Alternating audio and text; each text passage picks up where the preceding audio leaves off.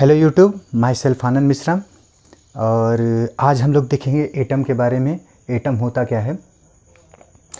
Atom को fundamental particle बताया गया है। एटम मिलके बनाते हैं मॉलिक्यूल, और मॉलिक्यूल से बनता है हमारा कंपाउंड्स। 9th की चीज़ें हैं ये सब लोग, फंडामेंटल चीज़ें। सबसे पहले हम लोग देखेंगे एटम को, और 19th सेंचुरी तक एटम को फंडामेंटल पार्टिकल माना जा रहा था, जब तक कि इसके डाउन जाके न्यूट्रॉन, प्रोटॉन और इलेक्ट्रॉन की खोज नहीं हो गई। हम जानते हैं कि न्यूक्लियस के भी बारे में कई थियरी हम लोगों को मिली हुई हैं। जैसे सबसे पहले आते हैं डोबेनायर ट्रायड्स। उन्होंने एटम को ट्रायड्स के बेसिस पे अरेंज किया, अरिथमेटिक मीन लेके। उसके बाद में आते हैं न्यूलैंडस ऑक्टेव। संगीत के साथ स्वरों पे उन्होंने अरेंज किया है सारे एटम एलिमेंट्स को। और ये जो एलिमेंट्स जो होते हैं वो एटम से मिलके बने होते हैं। हम लोग एटॉमिक लेवल पे बात कर रहे हैं। इस बात को ज़रा ध्यान से सुनना। हम लोग एटॉमिक लेवल पे बात कर रहे हैं, और एटॉमिक लेवल पे जो बोहर्स ने बताया था एटम के बारे में, वो परफेक्टली एक्सप्लेन है अभी तक। जैसे बोहर ने बताया कि न्यूक्लियस के बाहर इनफाइनाइट सेल्स होती हैं, और इलेक्ट्रॉन सर्टेन सेल में ही रिवॉल्व करता है।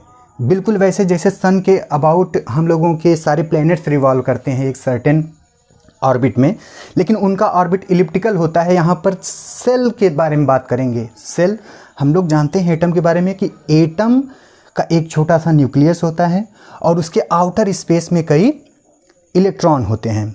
ये बोला जाएगा एटम का न्यूक्लियस, और ये हुआ उसका टोटल आउटर स्पेस, जहां तक इलेक्ट्रॉन पाए जाएंगे। अगर एटॉमिक लेवल पे चलते हैं तो हम एटम को हम देखेंगे दो बेसिस पे, on the basis of charge, mass and size. और दूसरा देखेंगे हम एटम को on the basis of particles.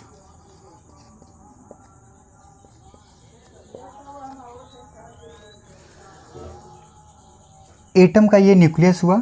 Bohr ने बताया था छोटा सा न्यूक्लियस होता है, उसके बाहर इनफाइनाइट सेल होती हैं। हम लोग केमिस्ट्री में एटॉमिक स्ट्रक्चर में पढ़ते हैं कि न्यूक्लियस के बाहर के cell, L cell, M cell, N cell, different type की सेल बताई जाती हैं, और इसको डिनोट किया जाता है n = 1। मतलब n हमारा ये पहला सेल है, n = 2 ये दूसरा सेल है, n = 3 ये तीसरा, n = 4 चौथा, and so on.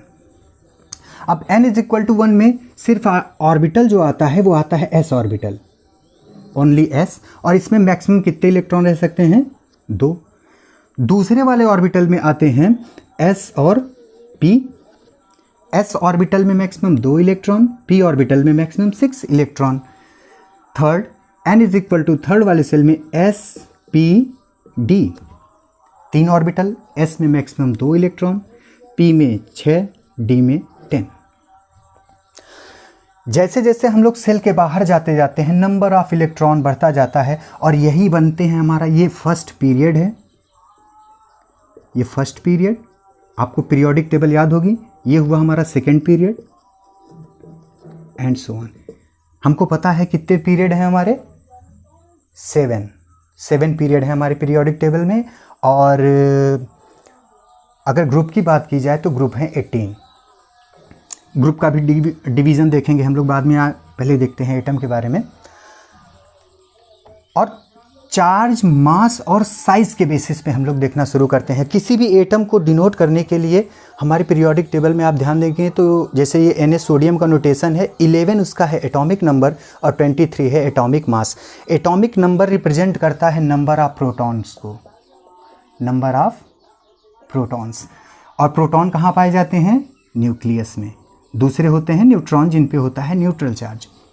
Atomic mass depend करता है mass of neutron plus mass of proton plus mass of electron.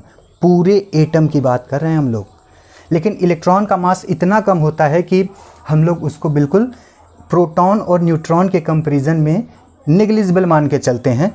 और एटॉमिक लेवल पे जब मास डिफेक्ट की बात की जाएगी, वहाँ पर इलेक्ट्रॉन का मास कंसिडर होगा। वो हम लोग आने वाले टॉपिक में देखेंगे आगे। इसको मैं थोड़ा इरेज करता हूँ और एटम के लेवल पे चलते हैं, थोड़ा चार्ज, मास और साइज़ के बेसिस पे बात करेंगे। हम लोग एटम को पहले देखते हैं चार्ज, मास और साइज़ के बेसिस पे। हम जानते हैं, पहले बात करते हैं हम लोग चार्ज की, और इधर मैंने ले लिया neutron, proton and electron. Proton के ऊपर पॉजिटिव चार्ज आता है। बात कर रहे हैं पहले हम लोग चार्ज की।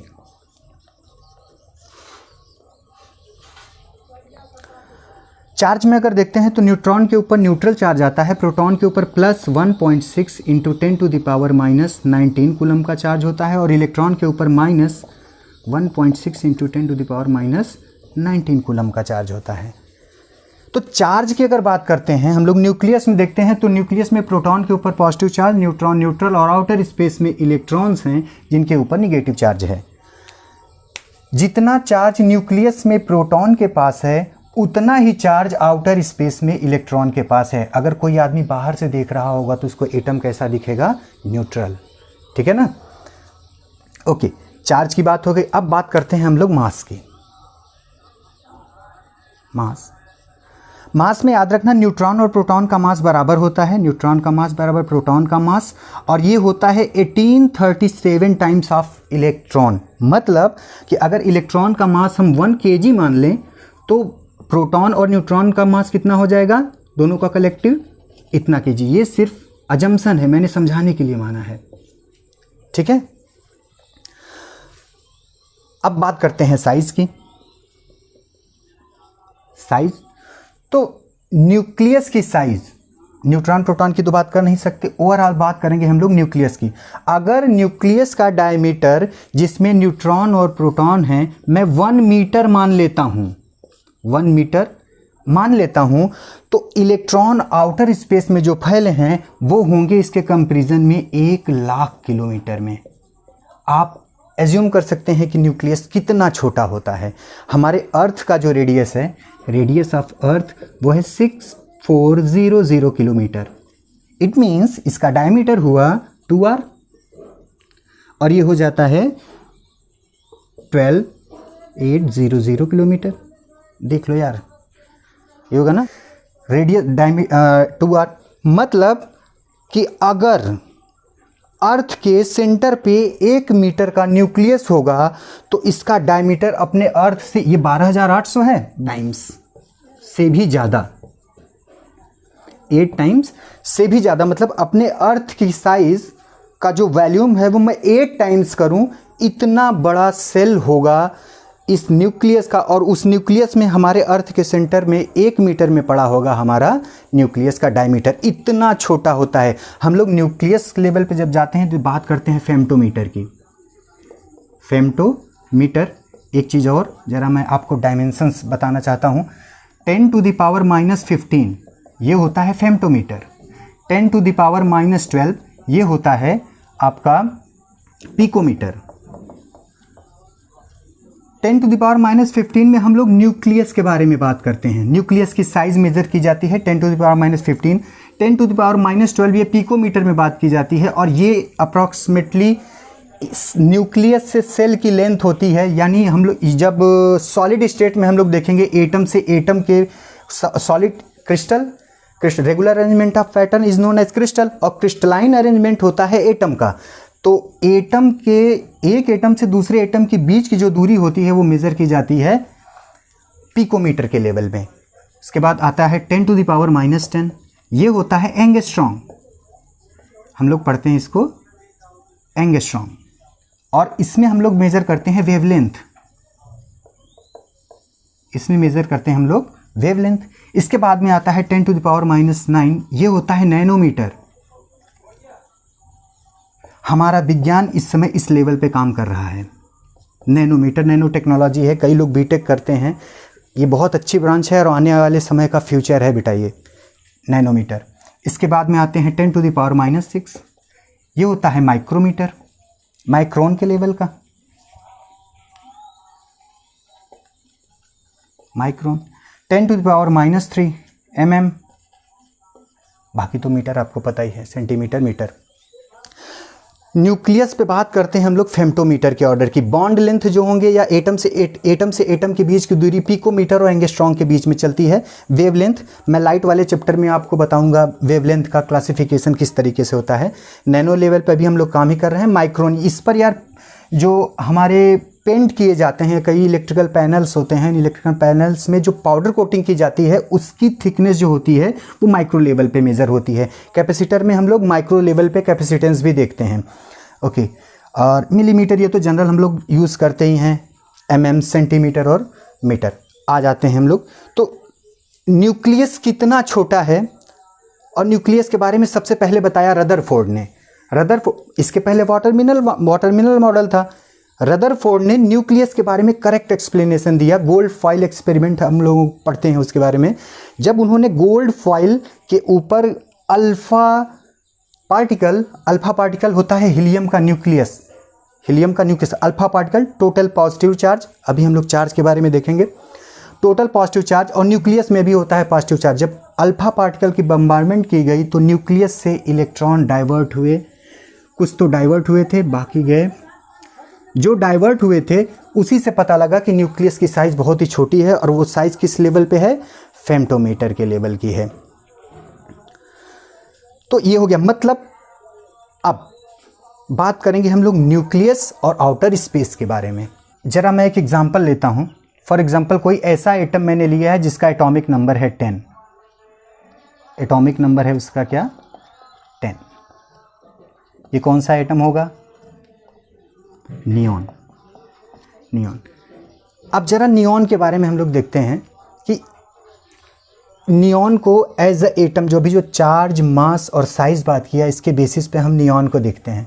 नियॉन में एटॉमिक नंबर 10 न्यूट्रॉन, 10 प्रोटॉन और 10 इलेक्ट्रॉन होंगे। कहाँ पर, आउटर स्पेस में। ये हुआ मेरा आउटर स्पेस, और ये है मेरा न्यूक्लियस। चलो सबसे पहले बात करते हैं हम लोग चार्ज के बारे में। तो न्यूक्लियस में न्यूट्रॉन के ऊपर न्यूट्रल चार्ज, प्रोटॉन के ऊपर पॉजिटिव चार्ज, मतलब 10 पॉजिटिव चार्ज है। ये हुआ न्यूट्रॉन, ये प्रोटॉन और ये इलेक्ट्रॉन। प्रोटॉन पे चार्ज है 10 into plus 1.6 into 10 to the power minus 19 coulomb का चार्ज, और इलेक्ट्रॉन पे भी उतना ही चार्ज होगा, 10 into 1 minus 1.6 into 10 to the power minus 19 coulomb का चार्ज।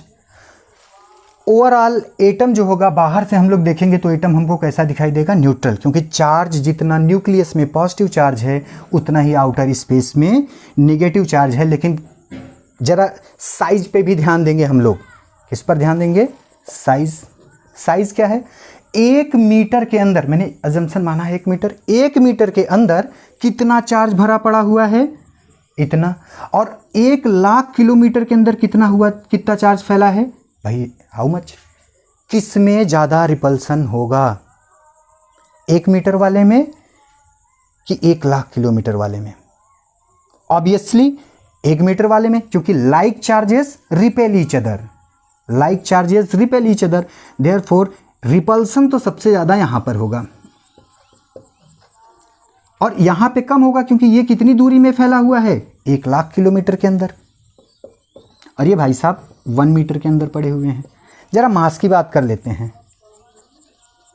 मास की बात करते हैं। तो मास में देखते हैं 10 न्यूट्रॉन का मास कितना होगा, 1 न्यूट्रॉन का मास इलेक्ट्रॉन के कंपैरिजन में देख रहे हैं हम लोग। इलेक्ट्रॉन के कंपैरिजन में अगर इलेक्ट्रॉन का मास मैं 1 किलोग्राम मान लेता हूं, तो मास ऑफ न्यूट्रॉन हो जाएगा कितना, 10 इंटू 1837 टाइम्स ऑफ इलेक्ट्रॉन। और ये मास, न्यूट्रॉन का मास जो है वो किसके बराबर है, प्रोटॉन के मास के, और प्रोटॉन का भी मास ही उतना। और इलेक्ट्रॉन का कितना, 10 kg। 10 इलेक्ट्रॉन थे। हमने कौन सा आइटम लिया है, नियॉन। तो नियॉन में 1 लाख किलोमीटर में 10 kg मास फैला हुआ है। और न्यूक्लियस के अंदर क्या, न्यूट्रॉन और प्रोटॉन पाए जाते हैं। तो ज़रा इसका मास करेंगे तो ये हो जाएगा 18,370 ऐड करिए, इतना kg। 1 मीटर के अंदर कितना मास पड़ा हुआ है? 36,740 किलोग्राम मास और इतना पॉजिटिव चार्ज एक साथ पड़ा हुआ है। तब भी ये पॉजिटिव चार्ज यहाँ से बाहर नहीं जा रहा है, यहीं पे रुका हुआ है। पता है क्यों? क्योंकि यहाँ पर एक जायंट फोर्स बैठा है, उसका नाम है न्यूक्लियर फोर्स। कौन सा फोर्स? Nuclear force. ये बहुत स्ट्रांगर होता है, अपनी ग्रेविटी से 10⁻22 टाइम्स ज़्यादा स्ट्रांगर होता है ये। आप एज्यूम कर सकते हैं कि न्यूक्लियर फोर्स किस लेवल पे होगा। वैसे भी सोचिए, इतने सारे पॉजिटिव चार्ज को 1 मीटर, ये मीटर फेम्टोमीटर के लेवल का में बांध के अगर कोई रखा है तो वो किस तरीके का फोर्स होगा। अच्छा, तो ये तो बात हो गई हमारी साइज मास के बेसिस पे। चार्ज, साइज, मास, मतलब हमने एटम के बारे में क्या देखा कि एटम जो है वो बहुत ही फंडामेंटल पार्टिकल है और बना हुआ है किससे? न्यूट्रॉन, प्रोटॉन और इलेक्ट्रॉन से, जिसमें न्यूक्लियस बहुत ही छोटा है और उसमें ढेर सारा पॉजिटिव चार्ज और हैवी मास पड़ा हुआ है। इस हैवी चार्ज और हैवी मास को जो पकड़ के रखा है वो कौन सा फोर्स है? Nuclear force. ठीक है। अच्छा, न्यूट्रॉन न्यूट्रल, प्रोटॉन के ऊपर पॉजिटिव चार्ज। ओवरऑल न्यूक्लियस मेरा कैसा हुआ? पॉजिटिव, क्योंकि यहाँ पर कोई भी नेगेटिव चार्ज है नहीं, या तो न्यूट्रल है या पॉजिटिव है, यानी ओवरऑल पॉजिटिव चार्ज है। और आउटर स्पेस में क्या फैले हुए हैं? इलेक्ट्रॉन। डिफरेंट टाइप की सेल, अभी मैंने बताया। फर्स्ट सेल एस ऑर्बिटल, और एस ऑर्बिटल का शेप कैसा? स्फेरिकल। चलो भी ऑर्बिटल के भी बारे में हम लोग बात करेंगे। इलेक्ट्रॉन आउटर स्पेस में, न्यूक्लियस पे पॉजिटिव चार्ज, इलेक्ट्रॉन पे negative charge. Unlike charges attract each other, unlike charges attract each other. अभी देखते चलो।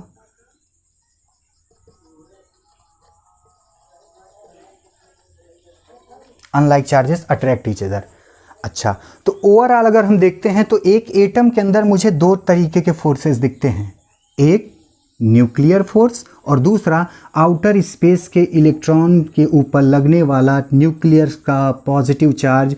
और अनलाइक चार्जेस होने की वजह से ये इलेक्ट्रॉन को न्यूक्लियस अपनी ओर अट्रैक्ट करके रखेगा। बिल्कुल उसी तरीके से जैसे सोलर सिस्टम में सन ग्रेविटेशनल पुल से अपने सारे प्लैनेट्स को रोटेट कराता है, उसी तरीके से न्यूक्लियस भी अपने आउटर स्पेस के इलेक्ट्रॉन को अपने न्यूक्लियस के अबाउट रिवॉल्व कराएगा। लेकिन यहाँ पर अब पता है न्यूक्लियर फोर्स ग्रेविटेशनल फोर्स से बहुत ज़्यादा स्ट्रांग है, तो अपना स्ट्रांग बिहेवियर दिखाएगा। और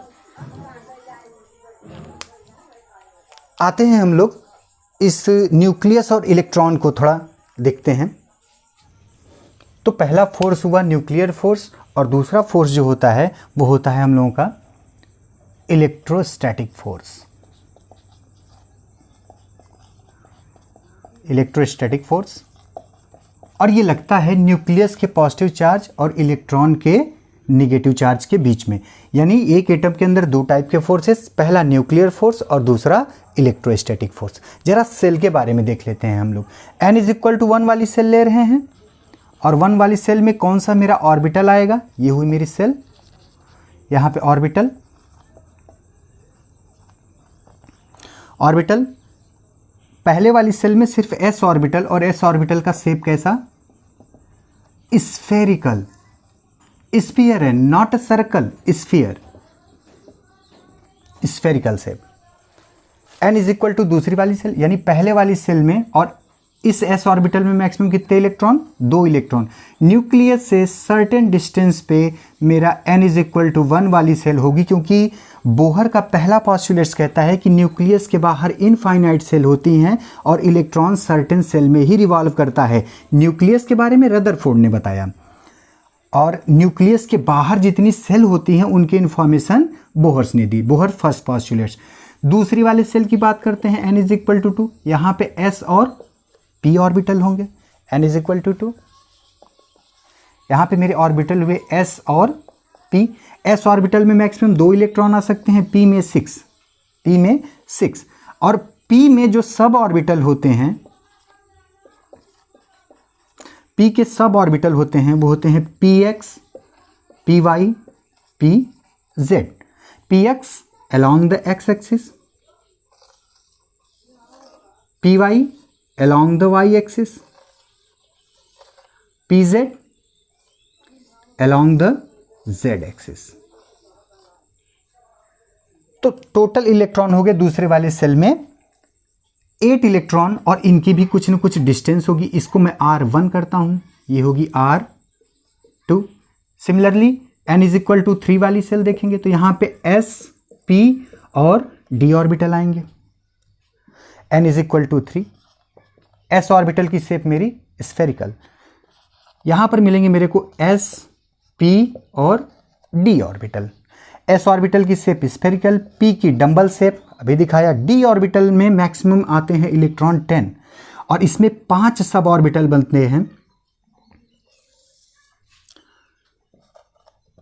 dxy, dyz, dzx, dx square y square and dz square. dxy double dumbbell shape होता है इसका। अगर x और y बोल रहा है मतलब x एक्सिस और y एक्सिस से 45 डिग्री पर इसके लोब होंगे। याद रखना ये इलेक्ट्रॉन के रिवॉल्यूशन की वजह से ये शेप जनरेट होती है, यहाँ पे कोई ऐसा सच ऑर्बिटल नहीं होता, इलेक्ट्रॉन इसी फॉर्मेट में मूव करता है। dyz किस एक्सिस पे, y और z एक्सिस के बीच में दो लोग।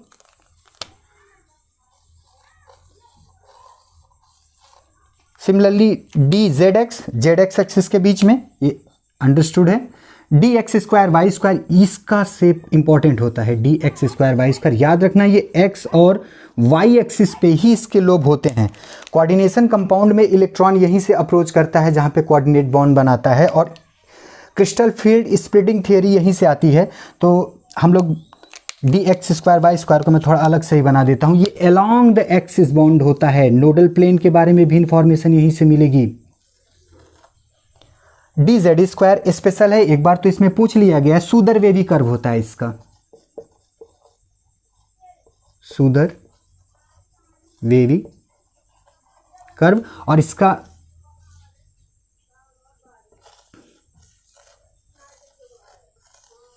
ये होता है dz स्क्वायर।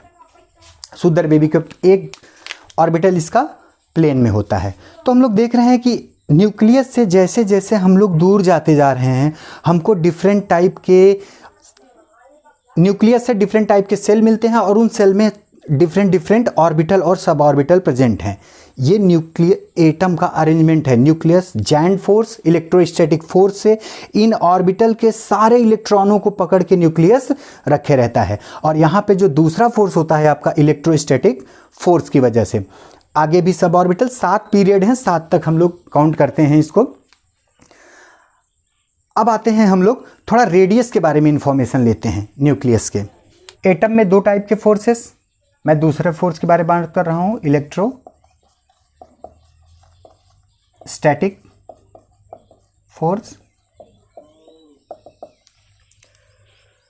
देखिए इलेक्ट्रॉन जो है वो सर्टेन रेडियस पे न्यूक्लियस के अबाउट रिवॉल्व कर रहा है, ठीक है। अब ड्यूरिंग रिवॉल्यूशन इलेक्ट्रॉन किसी न किसी एक वेलोसिटी के साथ में इस न्यूक्लियस के अबाउट घूमेगा, वेलोसिटी के से इस न्यूक्लियस के अराउंड सर्टेन सेल में रिवॉल्व करेगा, and charge passing per unit time is known as current. हम ये बोल सकते हैं कि न्यूक्लियस के अबाउट इलेक्ट्रॉन के मूवमेंट की वजह से करंट जनरेट होती है, और यही करंट जो होती है, करंट कैरिंग वायर एक क्या जनरेट करता है, मैग्नेटिक फील्ड। न्यूक्लियस पे एक इलेक्ट्रॉन मैग्नेटिक फील्ड लगाता है, बोहर मैग्नेटॉन में मेजर करते हैं उसको, रिवॉल्व कर रहा है। हम लोग थोड़ा देखते हैं कि इलेक्ट्रॉन किस वेलोसिटी से मूव कर रहा है। ओके, तो भैया इस इलेक्ट्रॉन के ऊपर लगने वाला फोर्स जरा देखिए। इलेक्ट्रॉन अगर कांस्टेंट वेलोसिटी से मूव कर रहा होगा तो इसके ऊपर कोई फोर्स नहीं लग रहा होगा, टेंजेंट के अलोंग इस पर कोई भी फोर्स नहीं लग रहा होगा, और अगर फोर्स नहीं लग रहा होगा तो इसकी वेलोसिटी क्या होगी, वो कांस्टेंट होगी। और अगर फोर्स नहीं लग रहा है तो क्या न्यूक्लियस से आप देखोगे सर्टेन डिस्टेंस पे अगर फोर्स F की वैल्यू 0 है, R F क्रॉस R किसकी वैल्यू देता है? टाउ, टॉर्क की। F क्रॉस R ये टॉर्क टाउ की वैल्यू दे रहा है, और अगर F 0 हो गया it means tau should be 0, और इलेक्ट्रॉन का एंगुलर मोमेंटम जो होगा वो क्या होगा? Conserved. Angular momentum of electron should be conserved because there is no force along the tangent direction. लेकिन क्या न्यूक्लियस और इलेक्ट्रॉन टूवर्ड्स द सेंटर एक फोर्स लग रहा होगा कि नहीं? बिल्कुल लग रहा होगा सर, एक फोर्स लगेगा, और ये सेंट्रीपिटल फोर्स होगा, न्यूक्लियस की ओर लगेगा। और ये सेंट्रीपिटल फोर्स किसकी वजह से मिल रहा है? तो due to electrostatic force. Nucleus electron के ऊपर एक फोर्स लगा रहा है, और वही फोर्स इसको एक सेंट्रीपिटल फोर्स के बारे में दे रहा है, जिसकी वैल्यू क्या होगी? mv²/r। तो करेंगे क्या?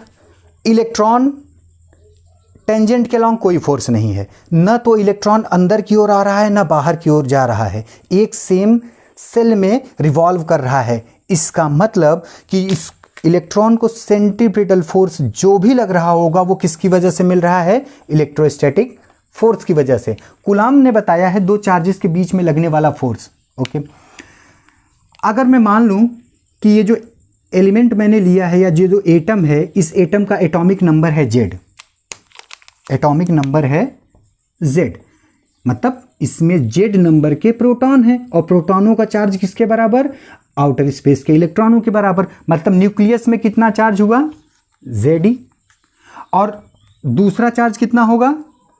E। कूलाम्स का फर्स्ट लॉ कहता है कि दो चार्जेस के बीच में लगने वाला जो फोर्स होता है उस चार्ज के मैग्नीट्यूड के मल्टीप्लिकेशन के प्रोपोर्शनल, यानी कि this is proportional to Ze into e. और उन्होंने बताया ये जो डिस्टेंस है इसके स्क्वायर के inversely proportional, it means proportional to 1/r²। Combine कर देते हैं इसको, F is proportional to Ze²/r²। Proportionality constant हटाते हैं तो एक जबरदस्त कांस्टेंट लगा देते हैं 1/4πε0। पता नहीं कहाँ से आया है, बट गॉस लॉ इसके बारे में इंफॉर्मेशन देता है कुछ किस वजह से आया है। फोर्स जो आता है Ze²/r², और ये फोर्स किसके बराबर होगा? सेंट्रीपिटल फोर्स के बराबर, mv²/r। यहां से हम लोग वेलोसिटी कैलकुलेट कर लेंगे, तो वेलोसिटी आएगी हमारी यहां से r कट गया, v की वैल्यू हो जाएगी v is equal to upon mr, v की वैल्यू हो जाएगी v is equal to upon mr 4πε0 mr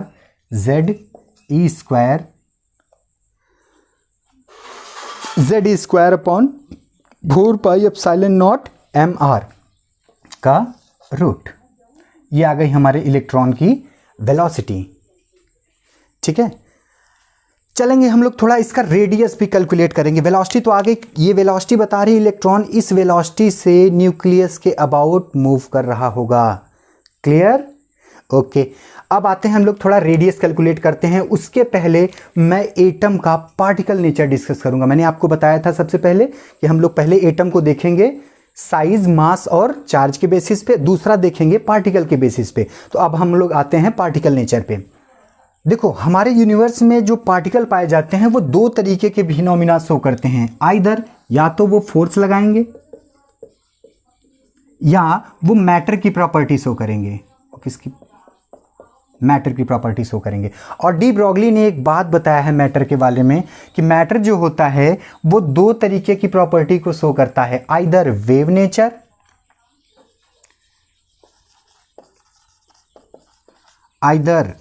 nature और पार्टिकल नेचर। वेव नेचर क्या होगा? वेव नेचर होगा हमारा इंटरफेरेंस, सुपरपोजिशन, रिफ्लेक्शन, रिफ्रैक्शन, ये सारी फिनोमिना जो होती हैं वो वेव की प्रॉपर्टी होती हैं। और पार्टिकल नेचर में हम लोग डिस्कस करते हैं उसकी kinetic energy, momentum, linear momentum, potential energy, ये सारे पार्टिकल नेचर को डिस्कस करते हैं। अब होता क्या है, सपोज करिए अगर किसी भी ऑब्जेक्ट का मास बहुत ज़्यादा है, दो ऑब्जेक्ट ले रहा हूं, एक मैं ले रहा हूं, एक ट्रक है और इसकी स्पीड है 100 किलोमीटर पर आवर। दूसरी साइड में मैं मास ऑफ इलेक्ट्रॉन ले रहा हूं। अब मास ऑफ इलेक्ट्रॉन कितना होगा, 9.1 इंटू 10⁻⁻31 kg, ये इलेक्ट्रॉन का मास है। जरा ट्रक का मास बहुत ज़्यादा होगा, इलेक्ट्रॉन का मास बहुत ही कम होगा। जैसे जैसे पार्टिकल का मास कम होता जाएगा और वेलोसिटी उसकी बढ़ती जाएगी, तो धीरे धीरे उस पार्टिकल के अंदर वेव नेचर आने लगता है। मास ज़्यादा होगा, मास ज़्यादा वेलोसिटी कम, वो पार्टिकल नेचर शो करेगा। और मास कम, वेलोसिटी बहुत ज़्यादा, वेव नेचर शो करेगा। फॉर एग्जांपल जैसे ट्रक है वो 100 किलोमीटर पर आवर की स्पीड से चल रहा है, तो ये इसका मास बहुत ज़्यादा है, वेलोसिटी बहुत कम है, इसलिए ये पार्टिकल नेचर शो करेगा। इसकी हम लोग kinetic energy, momentum, linear momentum सारी चीज़ें डिफाइन करेंगे। लेकिन जो इलेक्ट्रॉन होता है, इलेक्ट्रॉन का मास बहुत कम होता है और इसकी वेलोसिटी, मैं आपको एक वेलोसिटी बता रहा हूँ। इलेक्ट्रॉन की वेलोसिटी होती है 7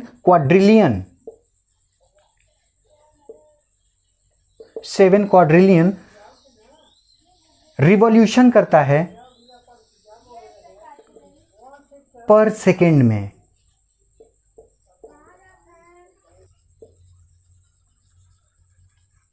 इस पॉइंट को थोड़ा बेटा ध्यान रखना, अभी मैं आप फिर से यहां पे आऊंगा। एक क्वेश्चन यहां से है मेरा आपके लिए। तो इलेक्ट्रॉन में वेव नेचर आएगा, मैटर दो तरीके, और इन दोनों को रिलेट किसने किया था, तो de Broglie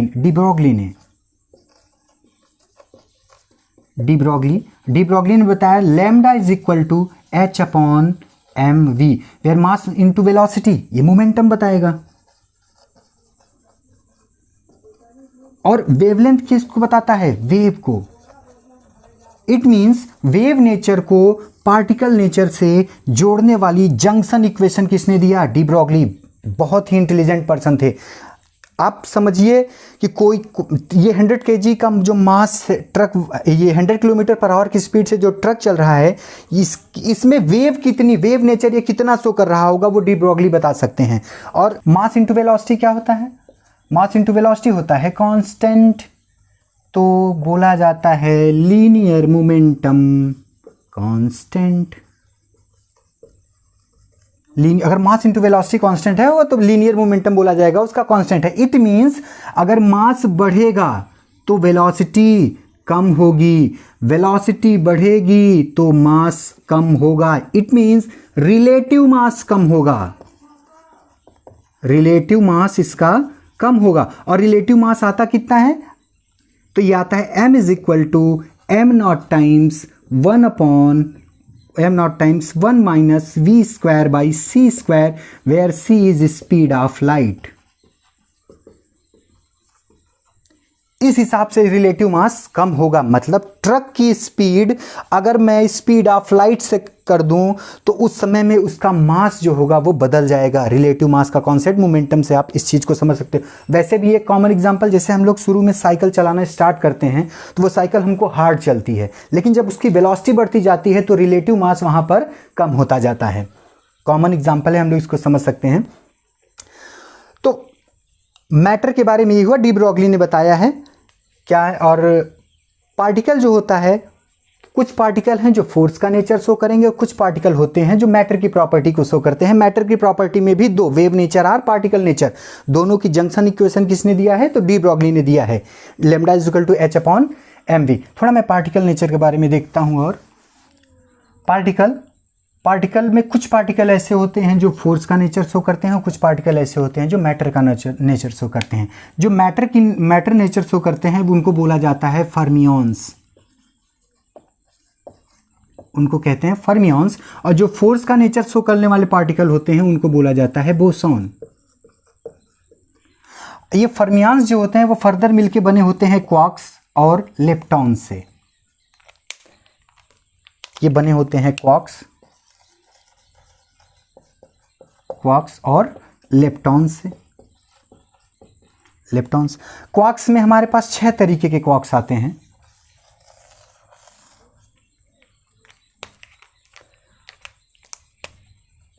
up, down, top, bottom, charm, strange. ठीक है।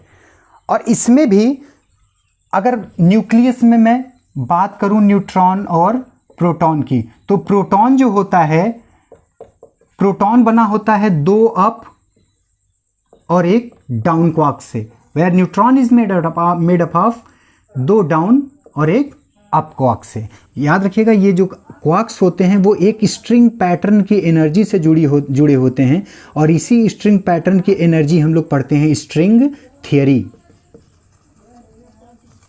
क्या होती है? String theory. बचे हुए बाकी के जो 4 फंडामेंटल पार्टिकल हैं, टॉप, बॉटम, चार्म, स्ट्रेंज, ये बनाते हैं हाइड्रॉन्स, बैरियॉन्स और मेसॉन से। अगर दिखाई नहीं दे रहा होगा तो बोल रहा हूं मैं। लेप्टॉन्स जो होते हैं वो फर्दर फर्मियॉन्स की दूसरी कैटेगरी, एक तो हो गए क्वार्क्स, दूसरे होते हैं लेप्टॉन्स। अब लेप्टॉन्स में कौन कौन से पार्टिकल हैं? Tau neutrino, muon neutrino, electron neutrino, tau, muon, electron, ये सारी कैटेगरी आएगी लेप्टॉन्स की। इलेक्ट्रॉन एक लेप्टॉन्स है, याद रखना। न्यूक्लियस के बाहर जो इलेक्ट्रॉन्स होते हैं एक लेप्टॉन्स। इलेक्ट्रॉन्स की जो कैटेगरी आती है वो लेप्टॉन्स में आती है। पार्टिकल जो फोर्स का नेचर शो करते हैं उसमें सबसे पहले आते हैं फोटॉन्स, उसके बाद में WJ बोसॉन, थर्ड आते हैं ग्लूऑन्स, और उसके बाद में होते हैं ग्रेविटॉन्स। फोटॉन्स इलेक्ट्रोमैग्नेटिक फोर्स को दिखाते हैं, where WJ boson weak nuclear forces. याद रखना, वीक न्यूक्लियर फोर्सेस ऐसे रेडियो एक्टिव एलिमेंट जो अपने न्यूक्लियस से अल्फा बीटा पार्टिकल और गामा रेस को इमिट करते हैं, वो किस फोर्स की वजह से करते हैं? तो वीक न्यूक्लियर फोर्स, और उनके लिए रिस्पॉन्सिबल कौन है? WJ बोसॉन पार्टिकल्स होते हैं। ग्लूऑन्स ये स्ट्रॉन्ग न्यूक्लियर फोर्स, न्यूक्लियर के अंदर स्ट्रॉन्ग फोर्स लगता है, उसके लिए रिस्पॉन्सिबल कौन? ग्लूऑन्स। और ग्रेविटॉन्स ये ग्रेविटेशनल फोर्स को जनरेट करते हैं, ये ग्रेविटेशनल फोर्स को। एक और आता है मास की property, Higgs field, Higgs particle बोला जाता है। अभी 2013 में नोबेल प्राइज दिया गया है हिग्स फील्ड की खोज के लिए। मैथमेटिक्स ने 68 में ही बता दिया था कि एक और कोई पार्टिकल इस तरीके से होगा, और वो जाके प्रूव हुई 2012 में, 13 में इसी चीज़ के लिए उनको नोबेल प्राइज़ भी मिला है।